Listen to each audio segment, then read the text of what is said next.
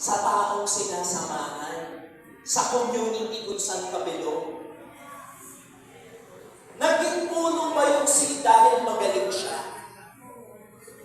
O naging puno siya dahil nasa tamang environment siya? Nasa tamang environment siya, kapatid.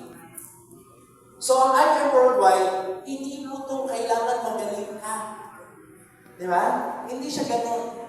Pag nasa IM Worldwide ka, basta ikaw ay consistent, basta ikaw ay tuloy-tuloy, magugulat ka na lang palaki ng palaki yung team mo. Pakisabi nga po sa katabi mo, partner, tuloy-tuloy ka lang, ha? O, di ba? Kasi kailangan mo yan, no? Hindi po pagalingan ng IM. Ang kailangan lang dito, meron kang calmness, tuloy-tuloy